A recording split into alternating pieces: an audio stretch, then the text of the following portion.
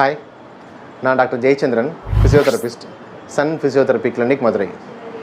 இன்றைக்கி என்ன கண்டிஷன் பார்க்க போகிறோம் அப்படின்னா டிஎம்ஜே பெயின், அதாவது டெம்போ மேண்டிபுலர் ஜாயிண்ட்டில் இருக்கிற பெயின்.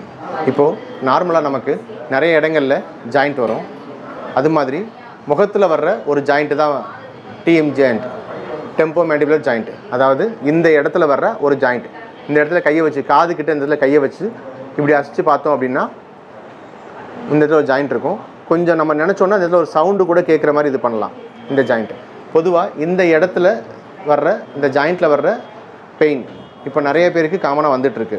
இது என்ன ஆகும் அப்படின்னா, ஒரு இடத்த வந்து நார்மலாக கடித்து சாப்பிடும்பொழுது ஒரு பெரிய பொருளை, எக்ஸாம்பிள் ஒரு ஆப்பிளை நம்ம அப்படியே கடிக்க போகிறோம் அப்படின்னா நம்மளால் பெருசாக திறக்க முடியாது. ஒரு பர்கர் சாப்பிட்றோம் அப்படின்னா நம்மளால் பெருசாக திறந்து சாப்பிட முடியாது. அப்போ தான் நமக்கு புரியும், ஆஹா இதோட ப்ராப்ளம் நமக்கு வாயில் தான் இருக்குது, இந்த ஜாயிண்ட்டில் தான் இருக்குன்றது அப்போ தான் புரிய ஆரம்பிக்கும். ஓகேங்க, இந்த ப்ராப்ளம் யாருக்கெல்லாம் வருது? பொதுவாக டிஎம் ஜாயிண்ட் பெயின் ஒரு 20 வயசுலேருந்து ஒரு 45 வயசு வரைக்கும் நிறைய பேருக்கு வரலாம். இது வர்றதுக்கான முக்கியமான காரணம் என்ன அப்படின்னு பார்த்தோம் அப்படின்னா, ஃபஸ்ட்டு ஒரு ஆக்சிடெண்ட் மாதிரி, அதாவது கீழே விழுகிறது, இல்லை இந்த இடத்துல அடிபடுறது, இது மாதிரியான காரணங்கள்னால வரலாம். இல்லை நமக்கு ஒரு கடவாப்பல்லை எடுத்துடுறாங்கன்னு வச்சுக்கோங்க, எடுத்துட்டு அதுக்கு முறையாக ட்ரீட்மெண்ட் எடுக்காமல் அந்த இடத்துல பல் வைக்காமல் விட்டுருக்கப்போ அந்த இடத்துல ஏற்படுற அழுத்தத்தினால, மேல் பல் கீழே வர்ற அழுத்தத்தினாலையும் நமக்கு இந்த இடத்துல பெயின் வரலாம். ஓகே, மூணாவது காரணம் என்ன அப்படின்னு பார்த்தோம் அப்படின்னா, நிறைய பேர் பல்லுக்கு பிரேஸ் போட்டிருப்பாங்க, அதாவது பல்லு கட்டியிருப்பாங்க. அதை முறையாக பராமரிக்காமல் விட்டுட்டாங்க அப்படின்னா, கரெக்டாக டாக்டரை பார்த்து, டென்டிஸ்ட்டை பார்த்து கரெக்டாக ஃபாலோ பண்ணாமல் இருக்கிறவங்களுக்கும் இந்த ப்ராப்ளம் வருது. கடவாப்பல் பிடுங்குறவங்களுக்கும் வருது, பல்லுக்கு ட்ரீட்மெண்ட் எடுத்துகிட்டவங்களுக்கும் இந்த ப்ராப்ளம் வருது. இது எல்லாருக்கும் வரும் அப்படின்னு சொல்ல முடியாது, சில பேருக்கு வருது.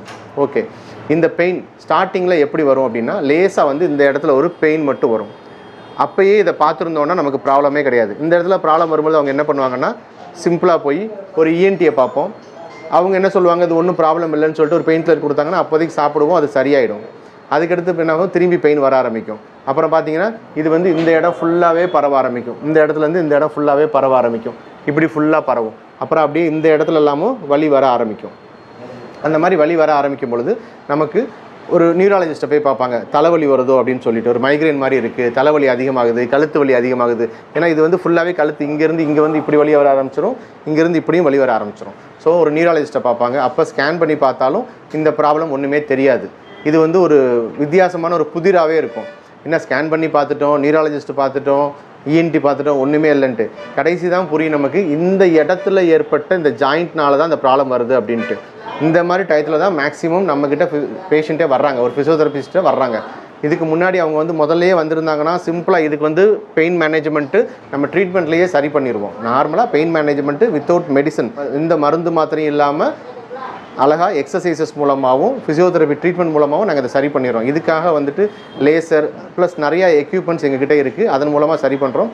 இந்த மாதிரி பேஷண்ட்ஸ் எங்களுக்கு எக்கச்சக்கமான எக்ஸ்பீரியன்ஸும் இருக்குது. மாதத்துக்கு 2-3 பேஷண்ட்டாவது இப்போ டிஎம்ஜே பேஷண்ட் வந்துட்டு தான் இருக்காங்க, பார்த்துக்கிட்டு தான் இருக்கோம். ஸோ அந்த பெயினை ஃபிசியோதெரபி மூலமாக அழகாக சரி பண்ணி கொடுத்துக்கிட்டு இருக்கோம். எந்த சைட் எஃபெக்ட் இல்லாமல் சரி பண்ணி கொடுத்துட்ருக்கோம். அவங்களுக்கு நிறையா சிம்பிள் ஹோம் எக்ஸசைசஸ் சொல்லிக் கொடுக்குறோம், ப்ளஸ் நம்ம அந்த வாய்க்கு இந்த இடத்துல ஹேண்ட்ஸ் ஆன் டெக்னிக்ஸ் மூலமாக எப்படி இந்த ஜாயிண்ட் ஃபுல்லாக திறக்கிறது, எப்படி இந்த மூமெண்ட் கொண்டு வர்றது, இந்த மாதிரி மூமெண்ட் கொண்டு வர்றது, இதுக்குன்னு ஸ்ட்ரென்தனிங் எக்ஸசைசஸ் கொடுக்குறது, இதெல்லாமே செஞ்சு ஃபுல்லாகவே சரி பண்ணுறோம். இந்த டிஎம்ஜே பெயினை கம்ப்ளீட்டாக சரி பண்ண முடியும். தேங்க்யூ.